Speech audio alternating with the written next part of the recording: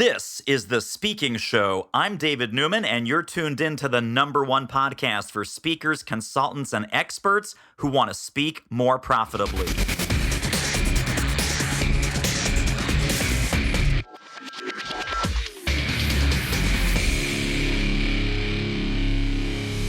I'm here with Mr. David Dye, leadership development guru to the stars. Welcome to the show. Oh, thanks, David. Glad to be with you. So leadership is your thing.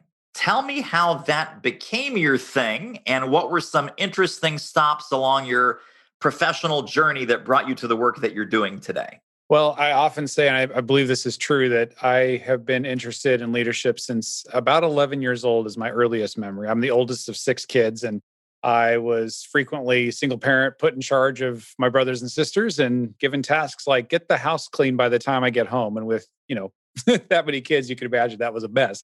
One of my earliest leadership memories was I locked all my brothers and sisters in the basement until they got it clean. I figured that was a brilliant strategy.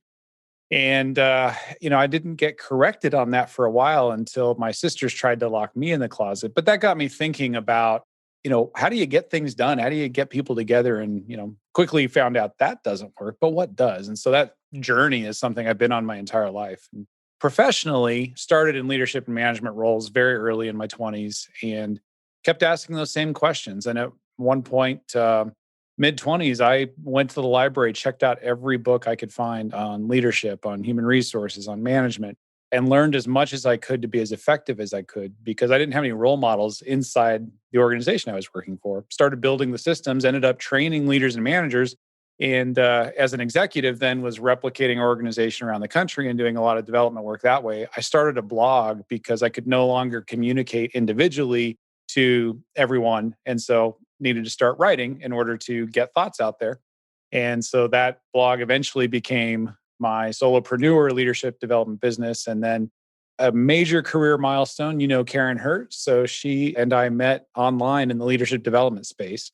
I like to say it was not the swipe right or swipe left kind, though I would have swiped right had I had the opportunity. There you go. Yeah. So we met in that space. And eventually, after a series of conferences and so on, realized we wanted to write a very aligned book. And that product of that collaboration was our first book, Winning Well, A Manager's Guide to Getting Results Without Losing Your Soul.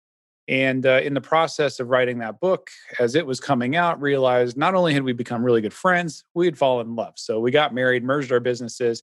So today I am the president of Let's Grow Leaders, and we do leadership development work all over the world.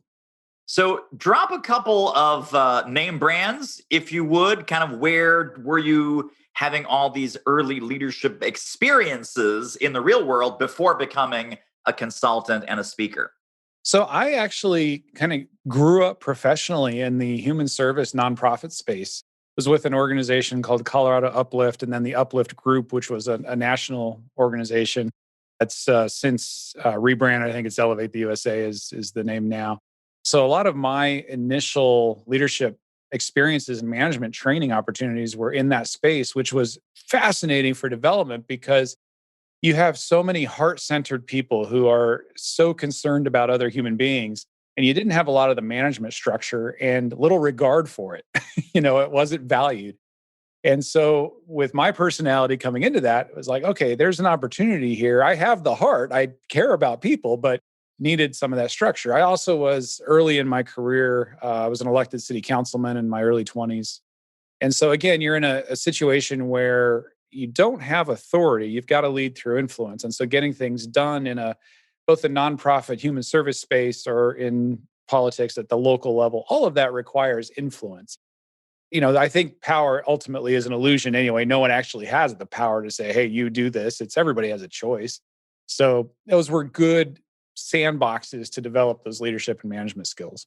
And you mentioned that you had both city council and in these different roles, very young leadership situations.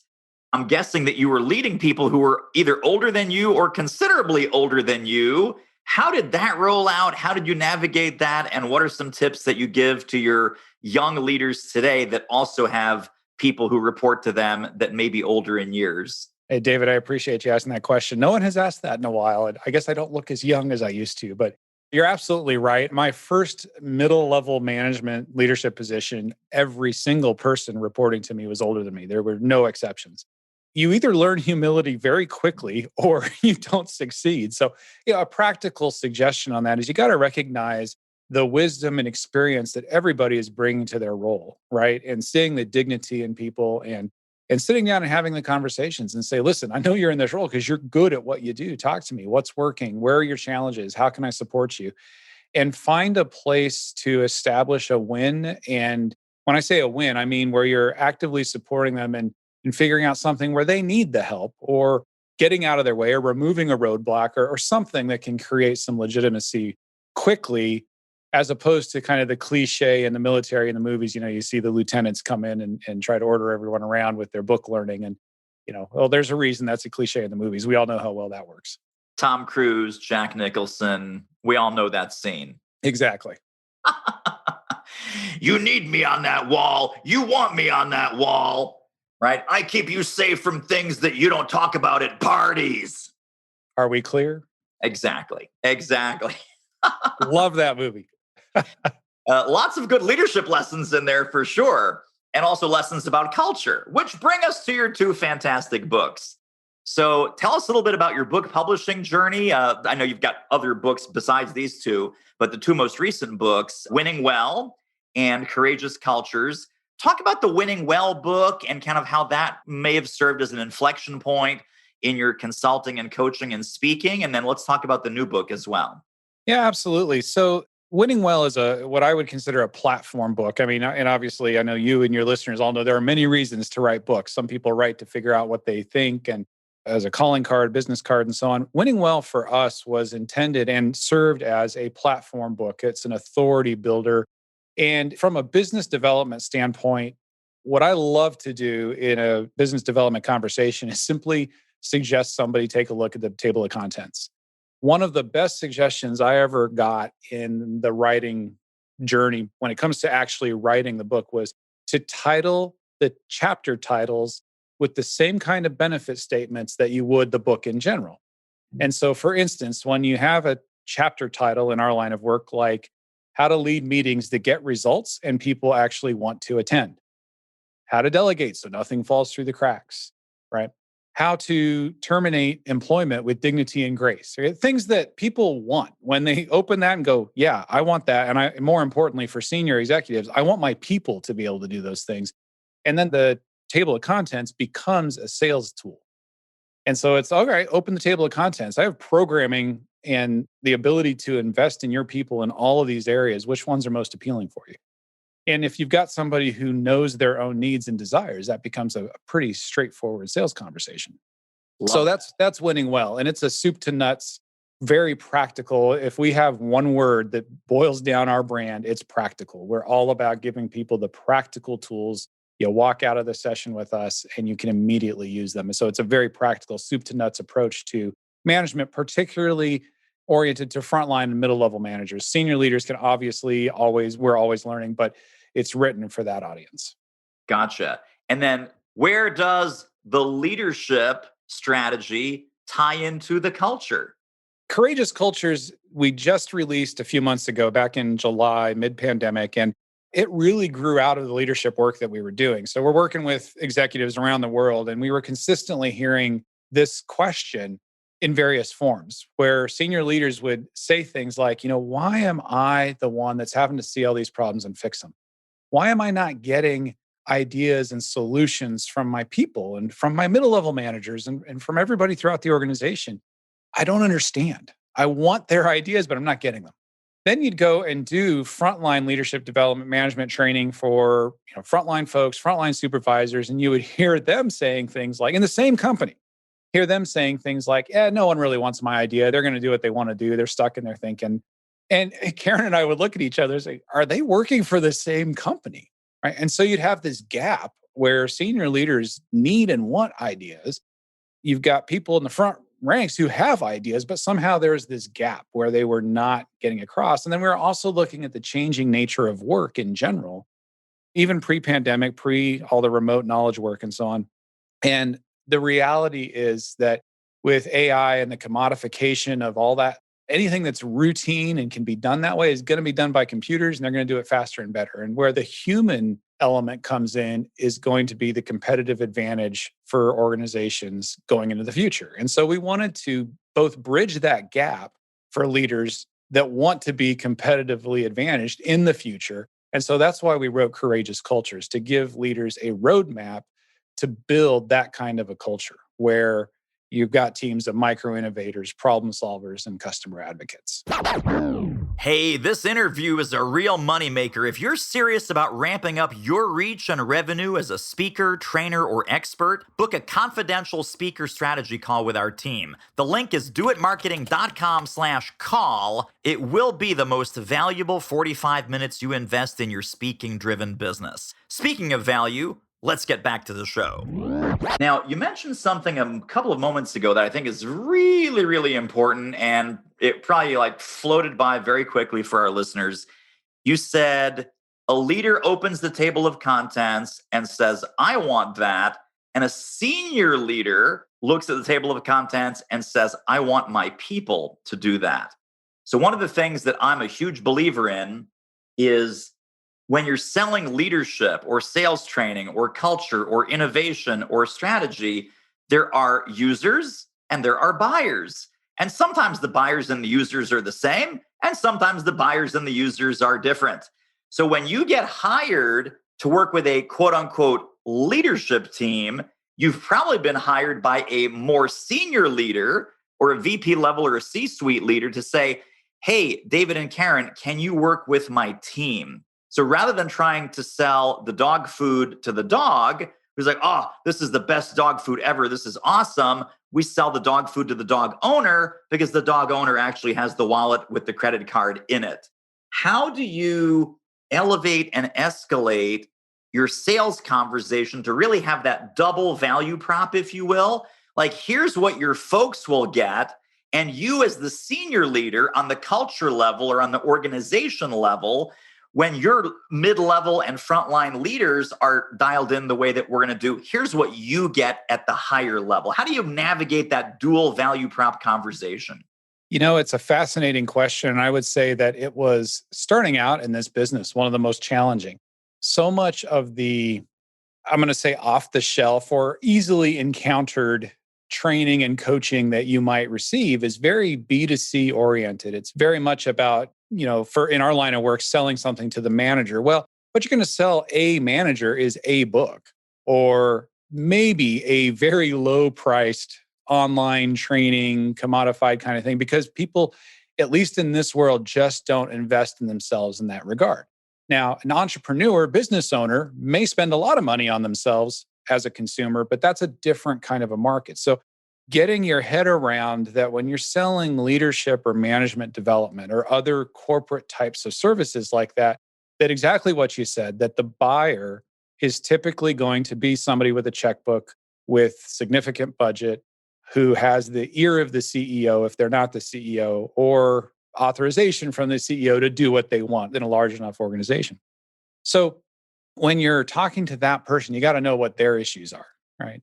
And in business, it's a cliche, but it's, make money, save time, reduce headaches. So where are the pain points? And so in our line of work, one of the major pain points, in addition to those kind of cliche, you've got employee retention types of issues. We get a lot of work when people, we know our sweet spot in terms of businesses, rapidly growing businesses that care about their people. They consider themselves to be human-centered leaders. They want the best for their people. They care about their people.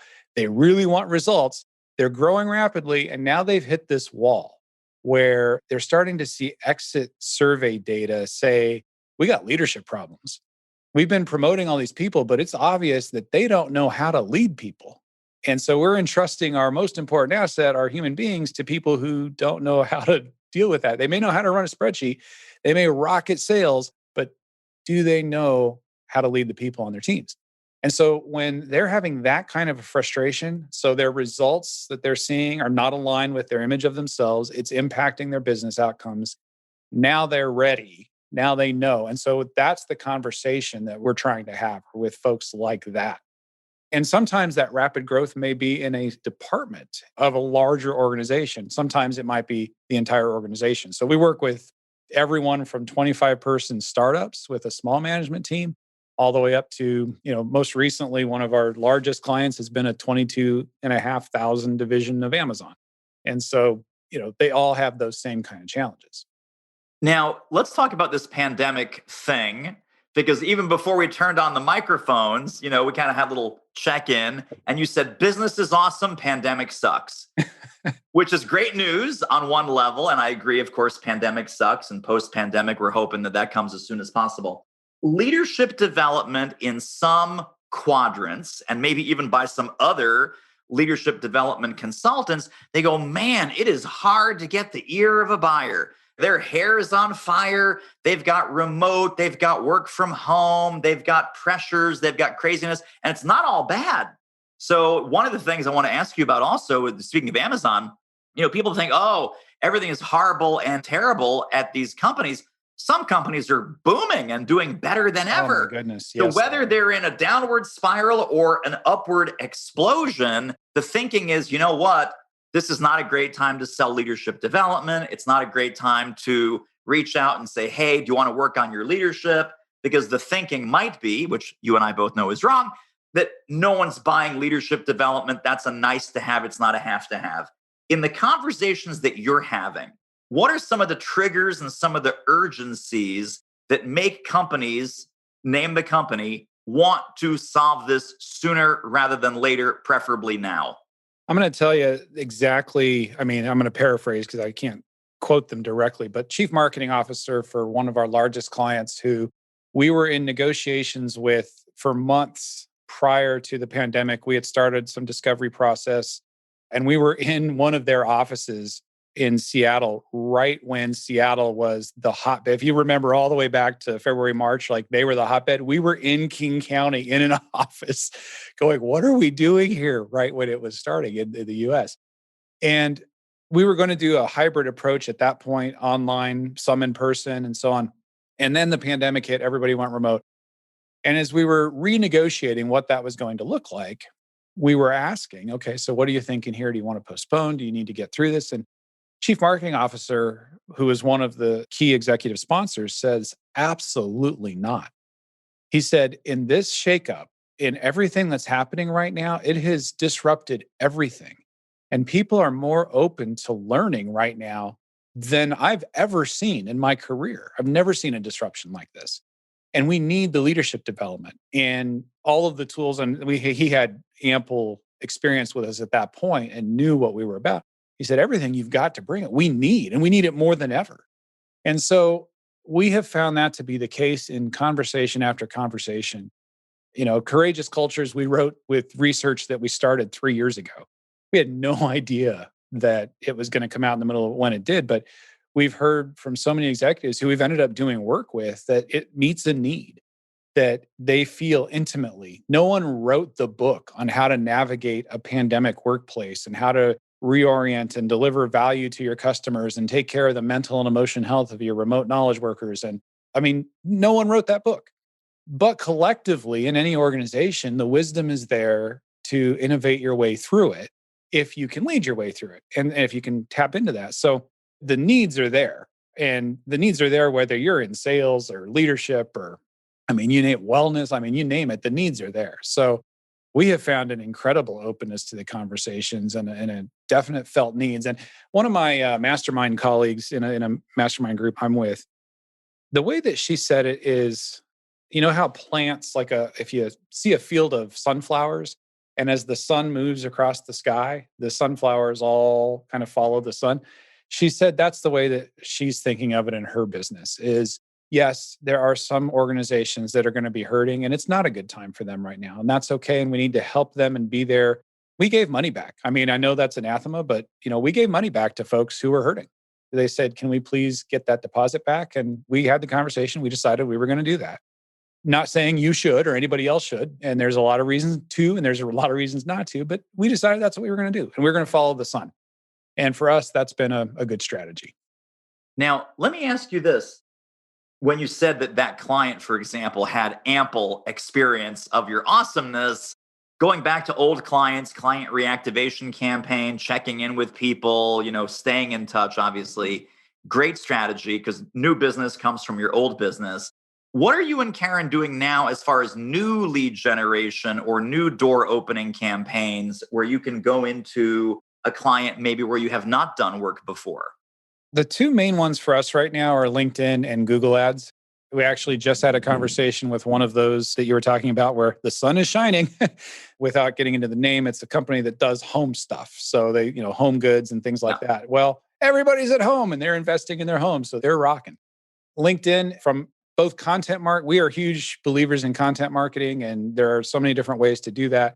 Podcasts. So I've got a podcast as well. And so that whole process of inviting folks on who to talk about what they do, and sometimes that leads to sales conversations. We have a whole LinkedIn outreach strategy as well. And for us, we are alignment with our values. We're very much about add value, add value, add value. And then let's talk about your needs and so on. So the add value for us is asking permission. Hey, great to connect. Would you like the first couple chapters of a book, this white paper, this thing that could help you here?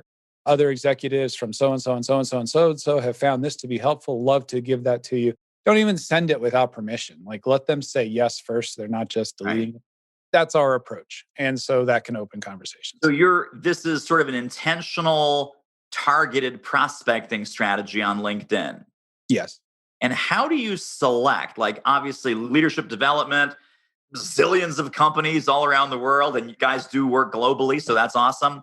Is it by size of company? Is it by industry? I mean, how do you narrow this down into, okay, these are the 20 people I'd like to open a relationship with this week? Yeah. So when we do it well, and I'm going to caveat that because it is work to do this well, but when we're doing it well, as I mentioned earlier, we know our ideal client, and our ideal client we work with outside of that circle.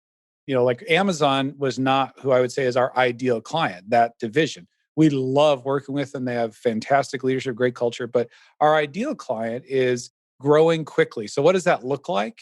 Well, that depends on the size of the company, the industry, and so forth. But typically, they're going to be between 500 to 2,000 people. They're going to have a very solid bottom line. So their profitability is there. So, there's people who are growing rapidly, but they're losing money while they're growing, right? So those are typically not. But the ones that are growing and say, hey, we're growing rapidly, we've got potential to be even bigger, but we need to get the infrastructure. We need to learn how to take care of people. And then within industries, we know the industries that tend to resonate with our way of approaching things. So we do very well with smart people. Not that everybody isn't smart, but kind of your cliche, traditional, in quotes, smart people, because there's so many different kinds of smart. But so, finance, tech, people who their version of smart can be analytical. And so we demystify people for them and help them understand people and make it practical and like, oh, okay, I can do that. So that's one group. Healthcare is another, obviously. And in some places, healthcare has been great to continue with over the pandemic. And in other places, they are swamped and like, I need to back off. And they have time for wellness and taking care of people. And they're like, we need this. I've got one client who's got 700 copies of Courageous Culture sitting in their closet, waiting until they have bandwidth. So they ordered the books. They wanted the things that went with the books. They said, we got them. We're ready. They've got over 1,000 winning wells that they have worked with throughout their organization, that kind of thing. And there are others too, but those are some of the bigger types of industries that tend to resonate with the way we approach things. Super quick commercial break. Isn't this interview amazing? If you'd like to get more ideas on how to start or grow your speaking business fast, pop over to our free training at doitmarketing.com/webinar. Now, David, on a tactical, practical level, are you literally looking in Sales Navigator and you're saying employee size 500 to 2,000, check this industry, check that industry, job titles, etc., or are you also using, when you said, hey, fast growing company, awesome, top 50 fastest growing manufacturers, top 50 fastest growing startups, top 50 fastest growing companies in Philadelphia? Are you using lists like that to kind of feed the machine also? We haven't been using the lists like that as much. When we encounter them, it's not going to turn a blind eye, but we haven't been seeking those out so much because we find that they may not be filtering the same criteria we're filtering for. So there may be one or two on that list that are fantastic, but it may or may not resonate. So, we're using more of the Sales Navigator searches than the lists. I'm not saying the lists aren't good though. You know, Karen and I may have a conversation this afternoon about going back to the list. So There we'll you see. go. What are the DNA markers then of fast growing the way that you define it that would translate into like a LinkedIn checkbox or a LinkedIn Sales Navigator search criteria? So adding people, one of the growth markers that we're looking for is definitely the adding people. They may be growing fiscally, and that's great for them and great for the economy, but is that adding people? So we're looking for people because that's what we're trying to help with. So if they're not growing in terms of people, we need fiscal growth and people growth. Right. Very, very cool. Well, let me ask you sort of the elephant in the room, and I'm sure you get this question a lot. You and Karen are partners in both business and in life. How did that start? How has that evolved? What were some kind of rocky bits along the way, if any? Yeah. And kind of where's the happy place where the two of you are both personally and professionally sharing this business 24/7? Great question. Well, I'm going to start with that last point. Stop sharing it 24/7. Right? For people who are in business and life together like that, I think there is a temptation, and it's easy to do because the start of our relationship was our writing and it was the business. And we got to be good friends through that. And then got to a place where, and I full credit, got to say, Karen got there first and said, David, at the risk of jeopardizing a really good friendship, would you be open to being something more than just co-authors and friends? And it took me a day, 24 hours to, go, oh, hello, right? I'm not the most clueful person when it comes to these things. So thank goodness for her. So in terms of challenges or rockiness, like early on in our marriage and merging, and I like to say it was a friendly acquisition, right? It's like it merged all my business, all my clients into Let's Grow Leaders. And as we got rolling together, one of the challenges for us was that because we had both been solopreneurs prior to that, we had contractors and assistants and things like that, but basically you're doing everything yourself, right? The role clarity became really important. Some of our earliest stepping on each other's toes were because we were both trying to be CEO. We were both trying to be chief marketing officer. We were both trying to be chief operations officer. And we're stepping on each other's toes. And so to realize, wait a minute, we are both differently gifted. Karen is better at sales and marketing. I am better at operations. We both can do both of those things and do. And I'm on those calls and she's, so we're speaking into it all the time. So we had to create some role clarity like, okay, I'm primarily going to take care of these things. She's primarily going to take care of these things. When we are hiring for the team members who work within these aspects of the company, we both do a secondary interview with one another's hires to ensure that we both feel comfortable. So if I'm hiring somebody for operations, I'm the first interview. And once I think I've got the right person, then we'll bring them to Karen and vice versa. So when she's hiring, a marketing coordinator or something like that, she's bringing them to me after she said, I think this might be a good person. Right. So Gotcha. yeah, that's the first thing. Then the second thing, David, I would tell you from just a human relation standpoint is I believe the relationship has been really good for us to have to practice what it is that we teach. And, we're in the leadership management. So much of that is communications. And so conflict resolution and having the tough conversations and doing that elegantly and so forth. And we don't always do it elegantly, but we use our own tools with one another and in our family and say, hey, how can we do this here? And let's use our expectations matrix. So let's use an inspire conversation. Let's do these things. And what I would say, one of the most critical components to making it work is you got to handle things quickly. If there's something that needs to be addressed, address it. You don't have time to let it fester. If you let it fester, too much suffers, both your relationship and the business. And now that we've got a team and everything else, like it's only going to, ripple out and impact even more people. So deal with things quickly. Well, I cannot let you go without talking about your philanthropic ventures, which is not winning well, but winning wells. And talk about what is winning wells. How does that roll into the business? How did you put this philanthropic arm onto your endeavors? Yeah, absolutely. So the starting point of that is that Karen and I are both big believers in giving back and benefiting the world in different ways. And we've lived our whole life doing that in some fashion. And so as we were merging our businesses, we were on the lookout. What is the right way for our company to do this? And we wanted a signature thing. And we were sitting with Scott Friedman and the Together We Can Change the World group, which is a group that supports on the ground, really robust, strongly principled nonprofits throughout Southeast Asia. And one of the things that they do in support of families and communities is build clean water wells, particularly in Cambodia. Well, if you know anything about Cambodia, it's been one of the most mistreated countries in the entire planet by everyone. I mean, not just the US decades ago, but I mean, everyone has been mean and mistreated poor Cambodia. Well, anyway, I mean, they've had a rough, including their own leaders, they've had a rough time. We saw that opportunity with the clean water wells and the impact of those wells. And once again, being the idea person, Karen looks at me and says, David, winning wells. Well, winning well was already on the market. It had already been published. And, it was one of those like, duh, this makes too much sense. So what we do in short is for every client we work with, we build a clean water winning well in their honor in Cambodia. And so we just have constructed the 102nd well as of a couple of weeks ago. Wow. And so a couple of years ago, we had the opportunity to go visit some of the first wells that went in the ground. And I tell you, the impact on the families and the villages and the health, the economic impact in short amount of time is just amazing. And so it's in all of the time we've been doing this, we've only had 2 companies say, no, we don't want one. And I'm sure it was some, nothing against attorneys, but I'm sure it was some stick in the mud attorney who said, we're not doing that. What are you going to do? So that's something that we do is build a clean water well in honor of and celebration with our clients. And then we'll give them a picture and it can become a conversation later. So their name literally goes on the well. On the well, yeah. So the well is built and then there's a sign that goes over it saying this winning well is built in celebration with name of our client and the people of Cambodia. Wow. Very, very powerful. That's amazing. 102?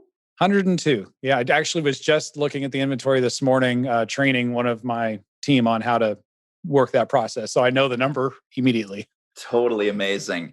Well, tell people how can they get connected and stay connected to more David Dye and Karen Hurt brilliance. Where can we send people? Where should they go? Absolutely. Well, if you're interested in Courageous Cultures, the best place to go would be courageousculturesbook.com. We've got sample chapters.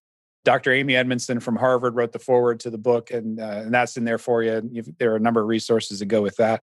Free executive strategy guide, all that kind of thing. So you can walk through it and do that there. And that's a great place to connect with us in any of the other ways that you might want to. Awesome. So your social media is up there, your LinkedIn is up there, all that all good of it. stuff. Yep. Yeah. All in the footer there. You'll find it all. Awesome. So courageousculturesbook.com. Mm-hmm. Awesome. And that's going to be in the show notes, hot linked immediately below this episode when you go to thespeakingshow.com. And you're probably already there listening to this episode. So scroll down, click on that link, and that will take you into the Courageous Cultures empire. David Dye, thank you for being with us. This was totally awesome. We have to have you back. Been my pleasure, David. Thank you. Well, that wraps up another episode of The Speaking Show. Hey, tell you what, if you like us, rate us and review us on iTunes. Subscribe. Tell a friend. Go grab the notes and downloads and extras at thespeakingshow.com. See you next time.